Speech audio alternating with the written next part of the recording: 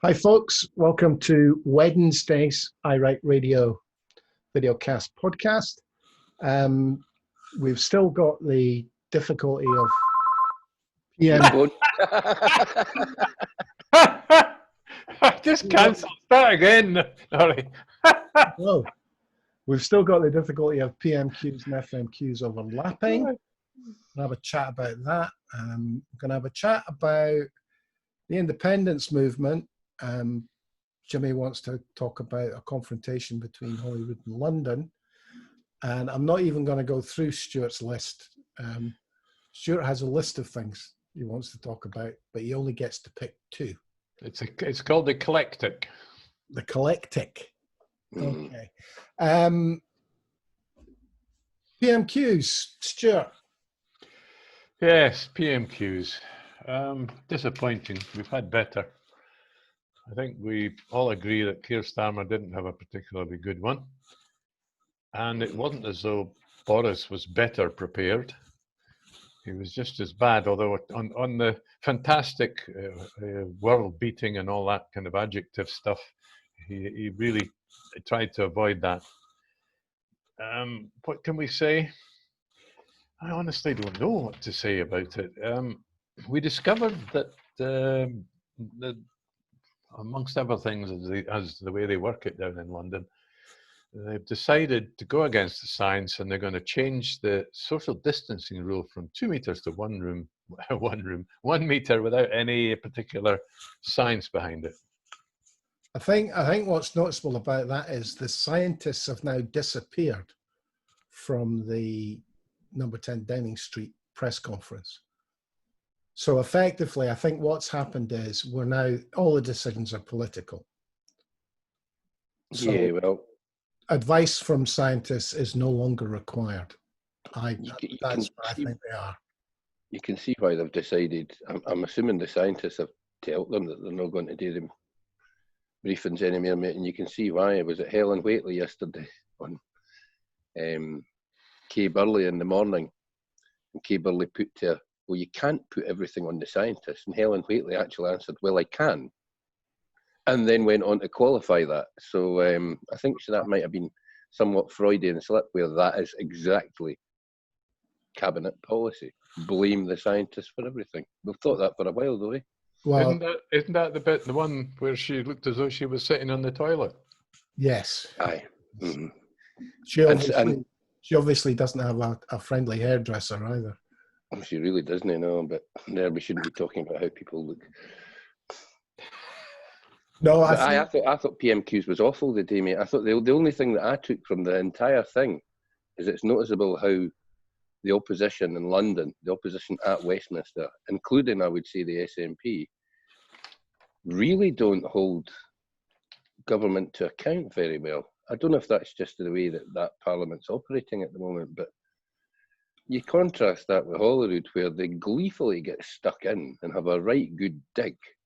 Admittedly, they're all unionists in Holyrood getting to the opposition parties, but even the Greens had a right good dig the day. But nobody's having a go. I mean, I keep coming back to this test and trace thing in England, and the press and the opposition have completely let it slide. That Boris's world-beating test and trace operation that was going to be up and running on the 1st of June isn't up and running. People are employed and they're sitting in their houses making no calls, and it ain't going to be fully up and running until September. The problem with the test and trace for England is that they're not publishing any figures. Mm-hmm. They've just gone silent. They've done a Dominic. We're not going to tell you what the facts are, so you can't question us on the facts. It's not a bad plan, but I do hear rumours again that they're going back, that their app's not working, so they're going back to Apple and Google. Android and Google, and seeing if they can use the app that they were offered by them in the first place. Well, not in the least bit surprised about that.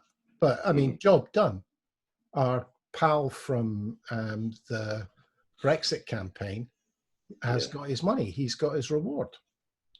I noticed that a Tory did bring up ARPA, the 800 million budget for ARPA, and that apparently is Cummings' baby. So we have to consider that, Do you want to give us? 800 million. He's going to get a nice wee pension out of that anyway. Do you want to give us some detail on that, ARPA? What exactly is that? ARPA, it's the Advanced Research and something or other. It's based on ARPA in America. Advanced Research Projects Administration, I think it is, where you get people who perhaps think out of the box on certain issues and on certain devices. They come up with apps or they come up with schemes that might not necessarily get government funding because the people behind them are a bit out there. That sounds like what they used to call blue sky thinking.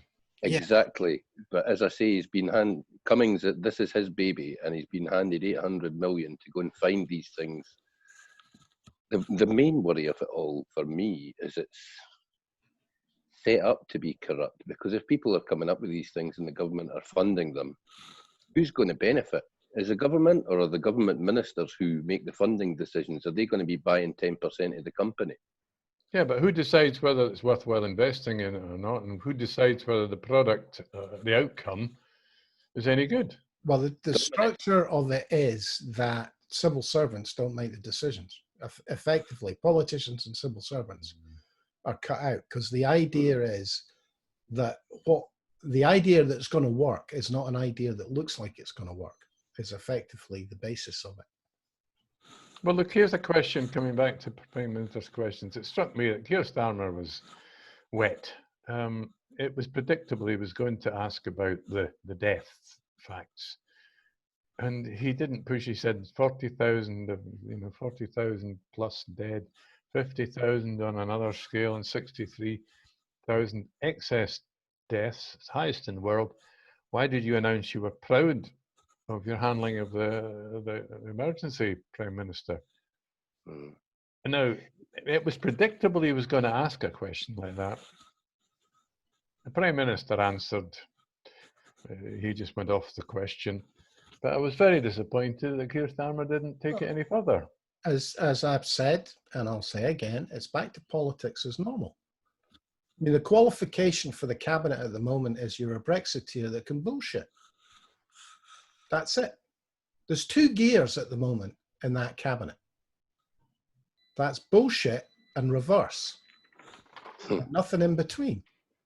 Aye, but for Starmer not to, I mean, he actually got a bit of a pasting on the government's U-turn about schools. He let Boris just have a pop at him, saying you were saying one thing last week and another thing this week. That was the line that Nadeem Zahawi came out with on breakfast this morning. And Nadeem Zahawi got to ram back down his neck. So I've no idea why Starmer didn't ram it back down Boris's neck. I'm unlike most of the people commenting on Starmer's, it doesn't impress me. You know, I mean, you can't, if Boris is getting the last word at PMQs, you need to fight him on his ground. You need somebody that can be as big an idiot as you, effectively. Well, I thought Starmer started well. He did, but when he went on about the figures, he said there is no pride in these figures, Prime Minister. Unfortunately, that was his best line. That's where he should be skewing them from the start. Because as you say, Boris is getting the last word. So you've got to get him upset early, and he didn't. Boris is just going to bullshit and slide and slither away. He's not going to answer the question. It's so different watching the spin at Westminster compared to the solid answers that you get. And even when she can't give an answer, she explains why she's not giving an answer at FMQs. Well, we're going almost certainly. I've decided one of the topics that you weren't sure I should talk about later on shall be the quality of Keir Starmer, because we have a commentator in Scotland that's written about that. So, but yeah, no, Keir Starmer, he's proved to be, I don't know, he's a busted flush, he's a punctured balloon. He's proved to be what he needs to be, mate, a safe pair of hands that Middle England might vote for. That's all that Labour elected him for. If they'd wanted to keep the left wing, even the left wing bent of where the Labour Party was up till Starmer got installed, they'd have elected as leader, Rebecca Long-Bailey.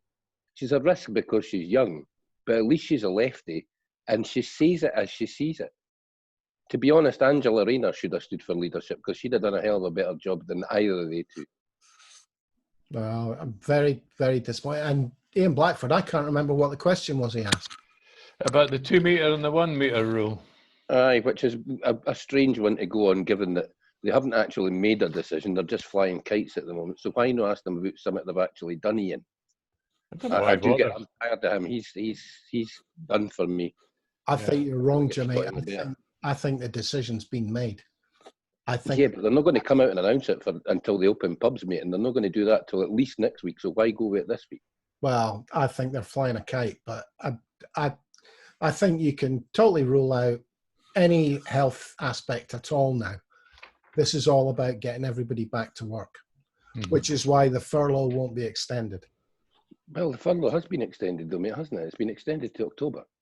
Yeah, but the money's been cut from the end of this month. Yeah, well, that was always going to happen, mate. The bigger problem England has with getting people back to work. How do you get people back to work when you've not got schools open?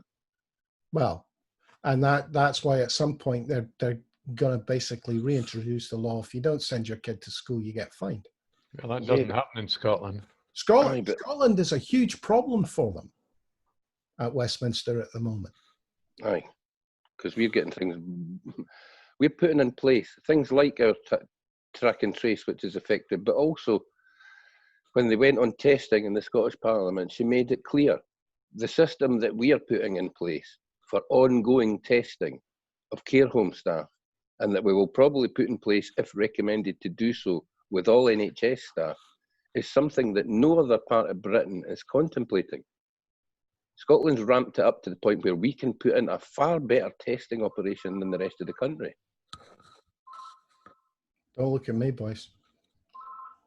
Is that your phone? I do think that there is. Jimmy, you wanted to talk about there being a clash with London. Yeah, it kind of came to me after we'd finished speaking with Peter Bell yesterday, and Peter was talking about that, where there's going to have to be confrontation because you just don't get independence without it. And the more I thought about that, the more I thought, maybe it should be now, or as close to now as possible. We've got an English government somewhat in disarray. I know they've got their 80-seat majority, but they are a bit in disarray at the moment. Their approval rating is plunging. I think it's down in the low 30s now. And the exact opposite in Scotland. So why not just provoke some confrontation now? I don't think they're going to have to. Stick out and start stirring the pot. I don't think they're going to have to. I think Westminster is going to start making decisions that are based purely on the economy. Scotland's going to be possibly 3-4 weeks behind the decisions that Bojo's going to start making. Money's going to dry up from Westminster. At that point, Sturgeon is going to have to stand up and say, we want to do X, but can't do X because the Westminster government has taken away the support. Yeah, that then becomes a flashpoint. A flashpoint, aye. Because if they do cut the legs from us, from under us financially, you've got to scream and shout and stamp your feet and do everything possible so that the Scottish electorate knows that, and also make sure this is what they are stopping us from doing, and point out the things that we can't do because of London decisions. I do think, UBI might be the other one. Universal Basic Income. Well, I note that Wee Willie Winkie asked for a long list of spending commitments today, including Universal Basic Income and massive interventionism. And I have to say, in a typical Lib Dem way, where he never once suggested at any point where any of the money would come from to do such things. But there we go. Yeah, but he's getting smart. He's actually asking a question different from everybody else. It's a reasonable question to ask about, and there is quite a big bit of support about getting the economy going. So, aye, but as I say, mate, he's asking for a level of interventionism that unionists would have been horrified with a year and a half ago. But on the other hand, with the Greens, Alison Johnson getting tore in, so it was quite a little bit unusual. in that respect today. She got. I think Alison Johnson, the last couple of times at FMQ, she's doing a bit of electioneering, mate. She must be worried about her seat. What was her question? Oh, she's about testing. Mate. She went on testing. She was almost as Tory as a Tory. Well, I'm not. By the way, next time anybody says Willie Rennie's getting smart, you get a slap. He's getting cleverer. He's not managed to get to smart yet, but he's definitely went cleverer. It's a relative term, considering he's passed. Something possible. He sets a low bar. I had in mind Phil Attridge while I was mentioning that. You'd say Phil's a bit thick. No, I'm thinking about what Phil would have said about Willie. He wouldn't have been as generous as me. That's the truth. See, I'm learning all these words. That is the truth. Talking of words, Boris came out with obscurantism today twice. He was stuck for words today then. Do we really have a Prime Minister that thinks 4 and 5 syllable words make him sound clever? Because we all can, isn't he? Do we even know what it means? Does it mean? It's basically it's obfuscation, mate, but he obviously can't get his lips round obfuscation. Oh, right, okay. I kind of thought that, but I couldn't be bothered looking it up. Does it exist? That's the next question. I'll have to look it up now. It does exist, mate, because I looked it up.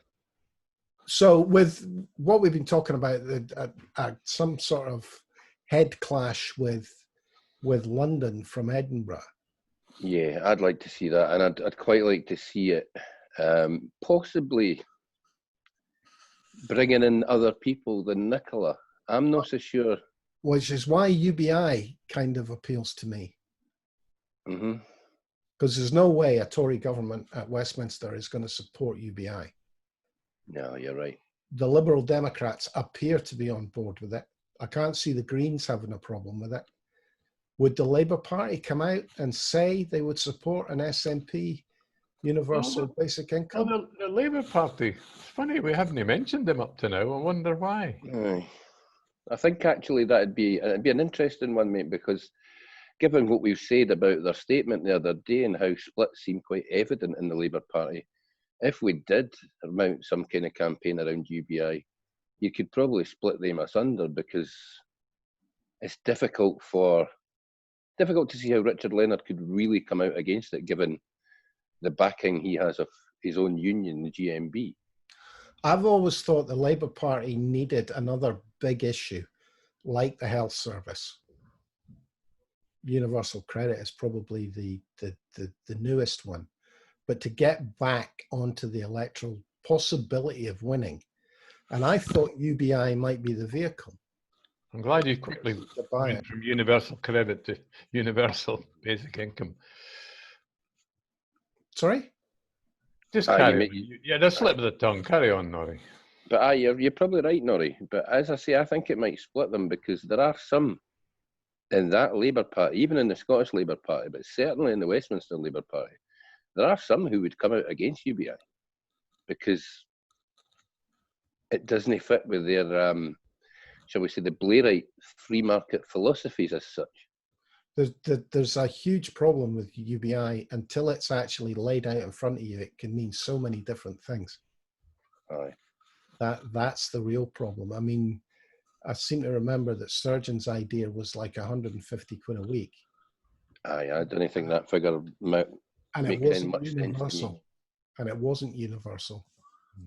I think we maybe need to get a look at what the Spanish scheme is going to be, because it's not universal. It's not universal. No, right. That's not what they're suggesting. Okay, Stuart, you had a whole list of things. Well, I think we can slip neatly into Kevin McKenna's article about the Labour Party slump, which, given what we're talking about the Labour Party almost, I'll give you a couple of quotes. Kevin McKenna is a former strong Labour Party journalist who came across to Yes only about 12 months before the big referendum. He says here, those of us, generations of whose families campaigned for this once great party, now feel utterly betrayed and grievously sad. And I've pulled out 2 or 3 other points from his article. so steep and rapid has been in the descent of Labour in Scotland, the main cause of its slump to have been mere stupidity. Don't expect grammar here. This party is to politics what Gerald Ratner was to marketing. How bad do they have to get? I think they're no longer a party that's interested in the people.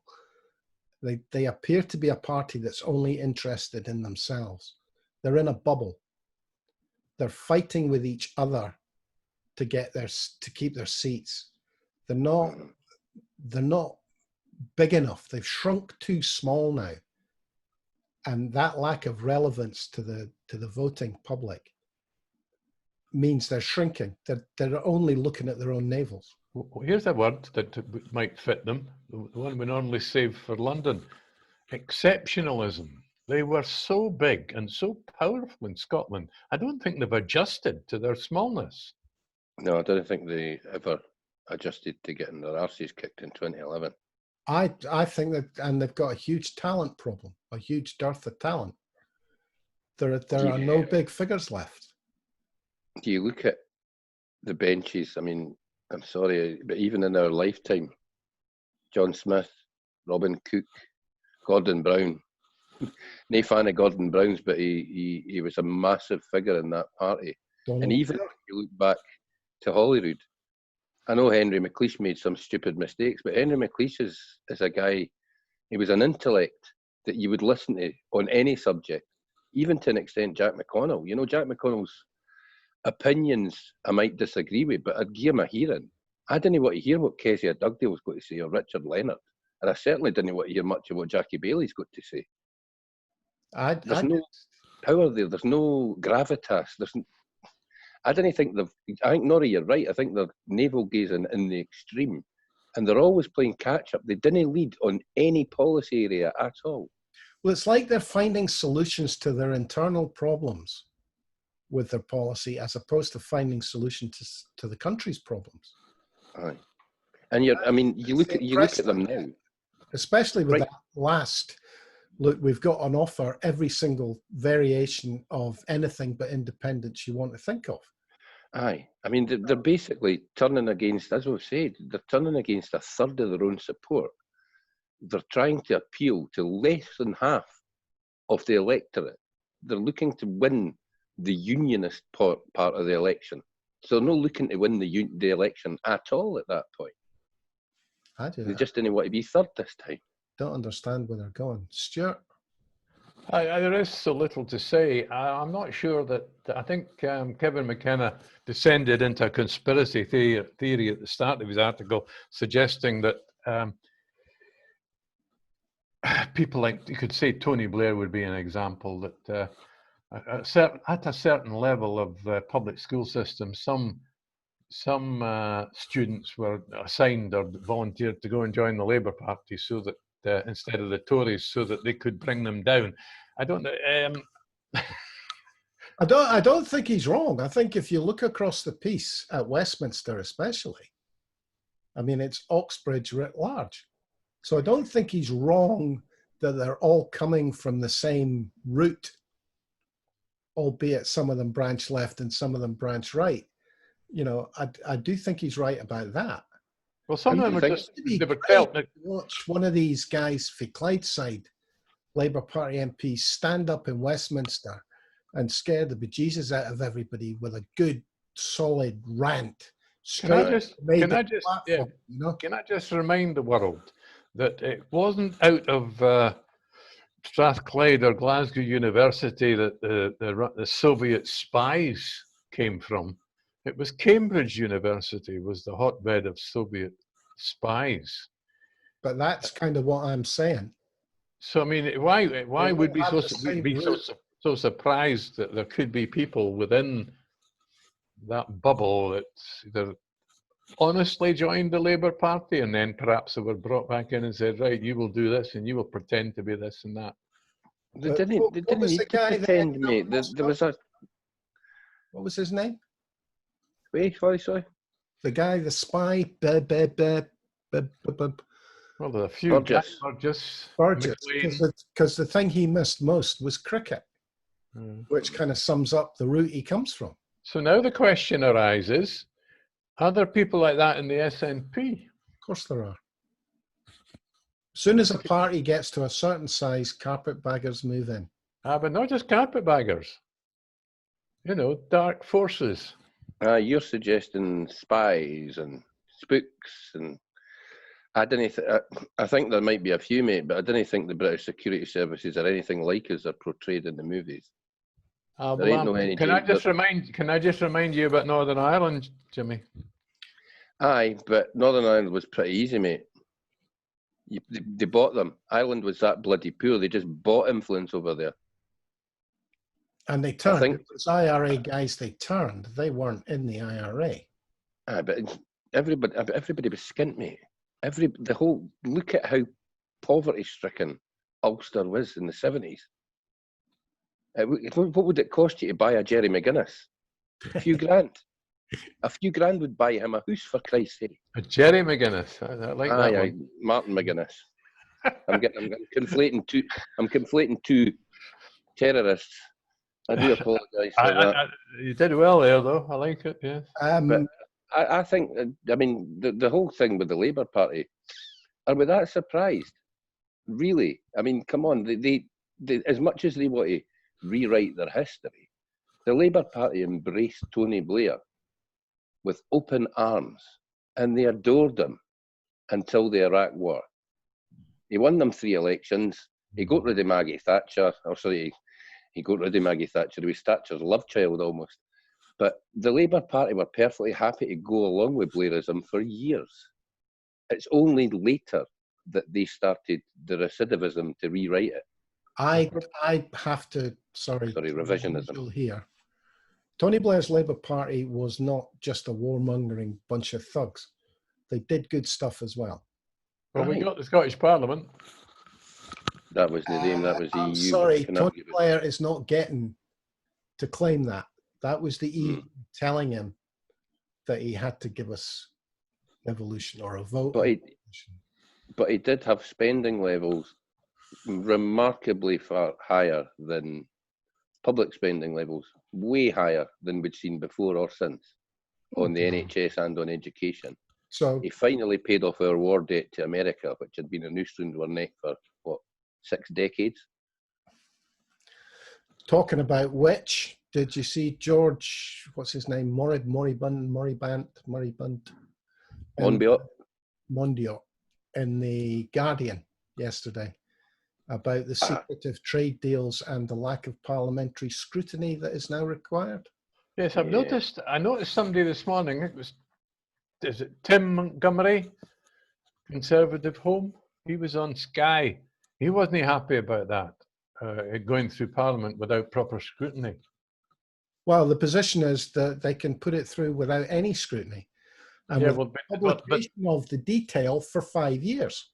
Yeah, but what I'm saying is it looks as though there could be a row inside the Tory party about that. There won't be a big enough row. No.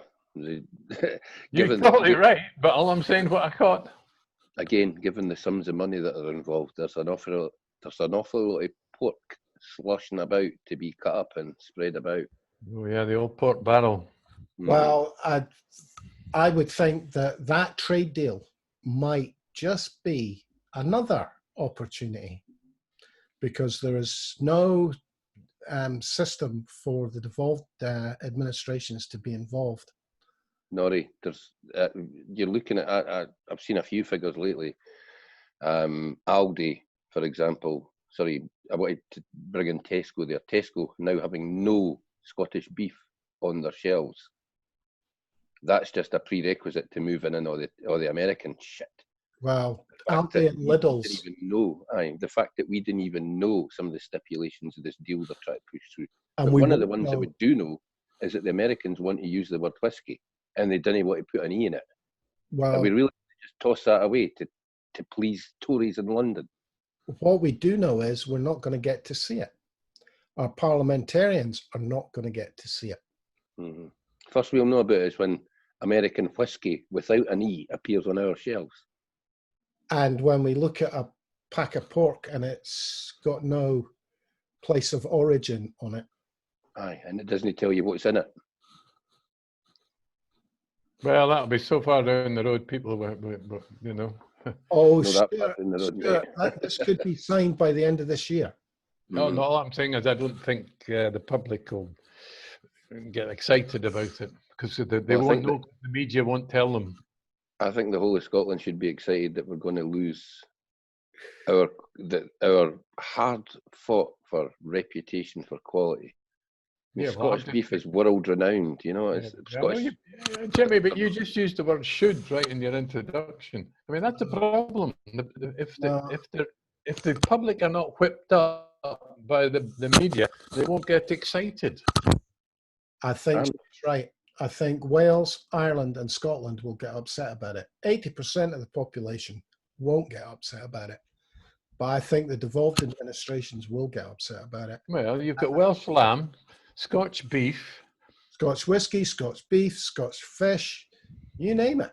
Irish hamburgers. Apparently, McDonald's get most of their beef from Ireland. Well, By the way, Irish beef. did you notice, dairy? guys? Did you notice that the bailout for English and Scottish newspapers? You know, they're chucking advertising money at the Deadwood Press. A lot of it apparently has been switched to try and convince us to start eating mackerel. Apparently there's going to be a massive ad campaign to try and get the British to eat mackerel because it's about 60% of our national catch and 80% of it goes abroad. So they're desperate for us to start eating that muck. And there's so little cod now in our waters. I'm sorry, mate, but if somebody tries to give me a mackerel supper at any point in time, they would get it jammed up between the cheeks of their you-know-what. But you don't like mackerel? I love my mackerel. I like a bit of mackerel, mate, but you're no deep frying it and giving it with chips, that's for sure. No, there's not. No, they don't work that way, mackerel. They're not that fleshy. There's a fish that looks like, I can't remember what it's called, smoked haddock. It looks like that. It's meaty and it's yellow. Pollock. No, it's not pollock. It's from Vietnam. It's actually a freshwater fish. All right. It's laupin. And they're actually huge. So I thought, oh, that's a reasonable price. We'll try some of that. Jimmy summed it up in one. It is laupin. It's horrible. Laupin.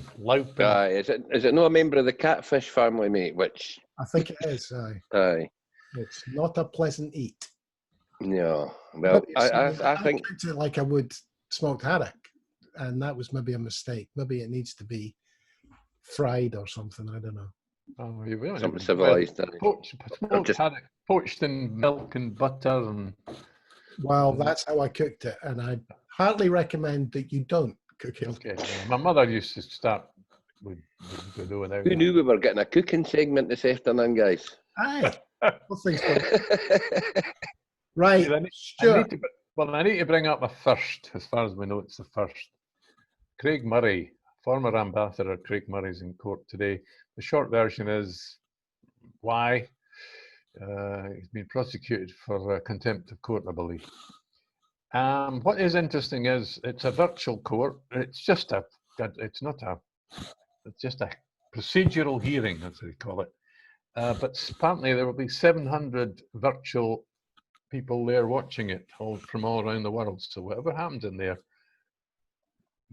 I don't think it's going to do Scotland's reputation for the quality of its justice. Well, I mean, whether he gets found guilty or innocent is actually not the point here. The point here is why is he there and 9 journalists aren't? Yeah, in particular. Aye, in particular 3 that were far more grievous in their possible jigsaw identification. Well, there was nothing jigsaw about one of them. He named one of the. Aye, true. Users. Why isn't Danny Garavelli in court? Well, she's one of them. I mean, that's the question. If justice is supposed to be blind, somebody must have just peeked under the blindfold. Yeah, that's the problem. Justice doesn't seem to be blind in Scotland. Justice seems to be political at the moment, and I'm horrified that somebody who I kind of admire and respect, like Hamza Yusuf, is recusing himself. He's the Justice Secretary. And justice right now looks like it's pointed, and it looks like he's turning a blind eye to it. And if he's turning a blind eye to it, does that mean that he might be directing it, or his bosses, or somebody? I think he's entitled.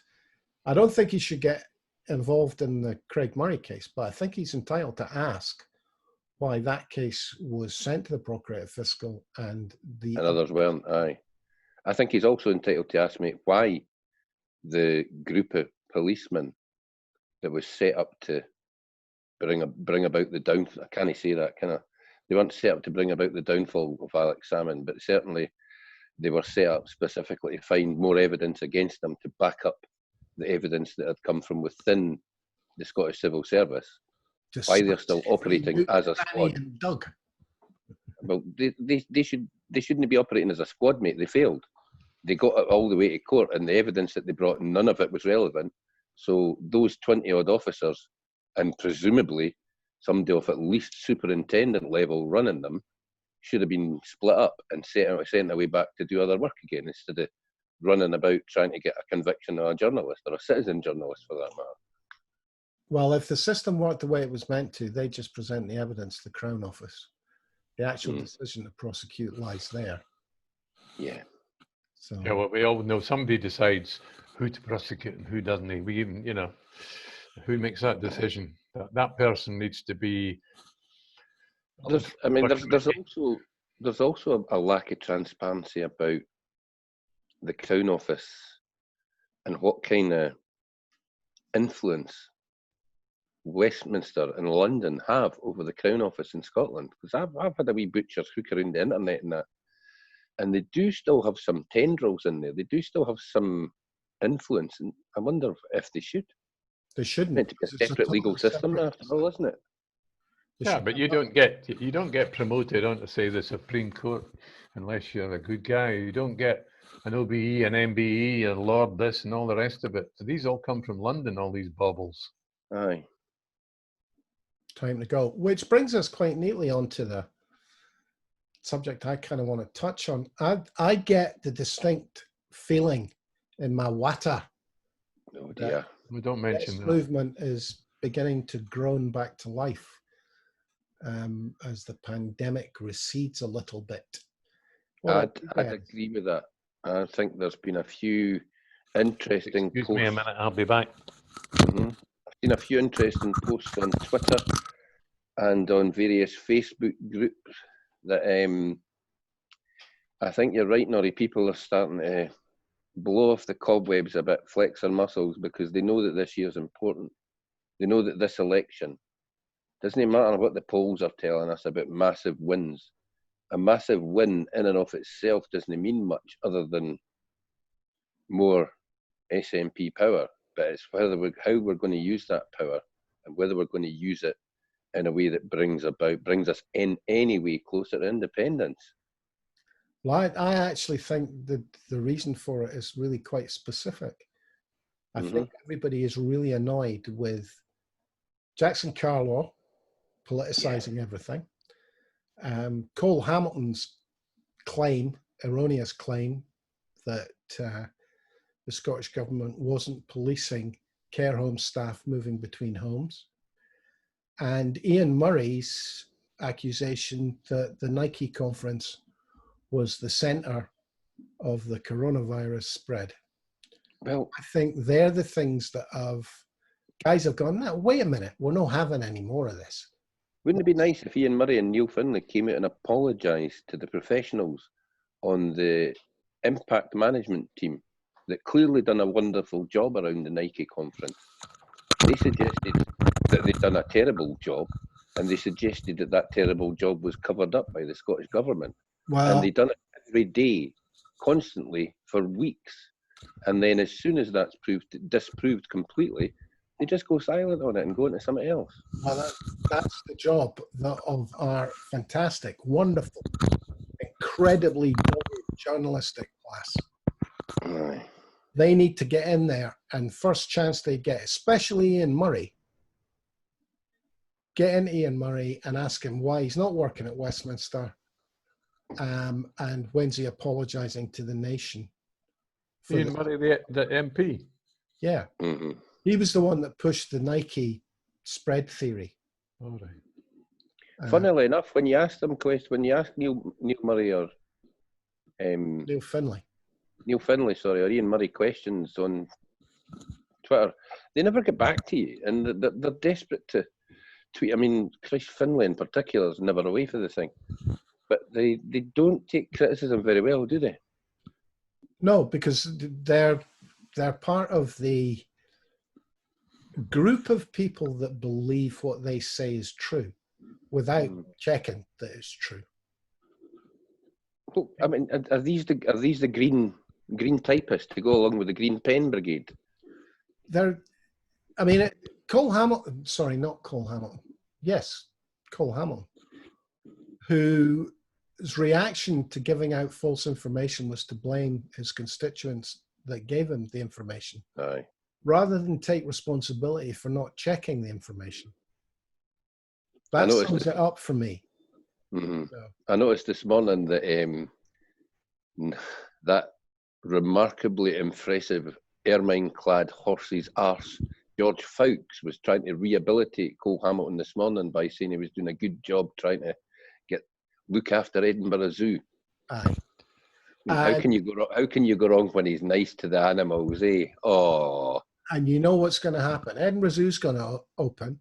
Somebody's going to go there, end up on the Wednesday after a Saturday visit with coronavirus and blame the Scottish government for opening up Edinburgh Zoo.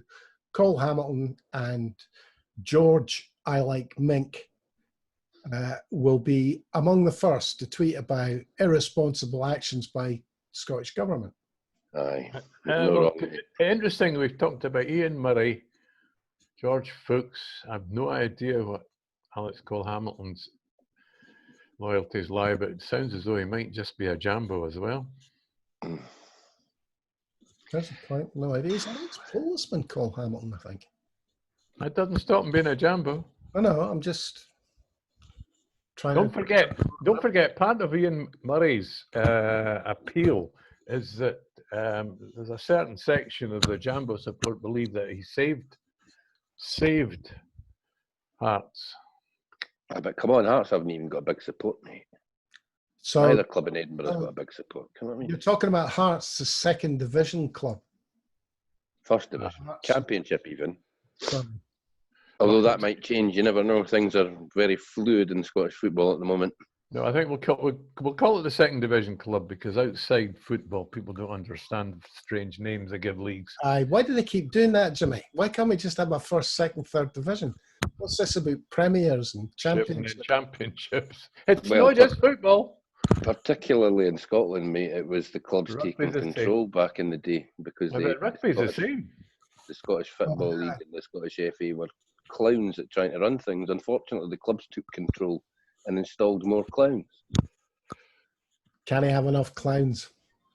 Aye, but it's murder police when they keep stepping on each other's extended shoes, mate. They keep tripping over each other to get things wrong. Anybody got anything to finish with today? I've got the LRAD sound cannon. Police in America are using it at protests. Apparently, it's a hugely powerful, what do you call the thing? Very loud speaker, and it can burst your eardrums if they want. I'm sure there's something in the Geneva Convention about using sound as a weapon. They can aim it like a rifle with with the crosshairs, and they can aim it up at a person, and it causes pain. So what will be the next thing? They'll be outlawing ear defenders. They'll be back to chemical. They'll be back to chemical weapons. The next black man beaten to death because he was wearing ear defenders. Well, did you see Donald's wee meltdown thing yesterday again, where he suggested that 75-year-old man that got pushed over was actually a member of Antifa, and he had a device in his hand that was there to scan and disrupt the police communications equipment. The device in his hand was a bloody phone.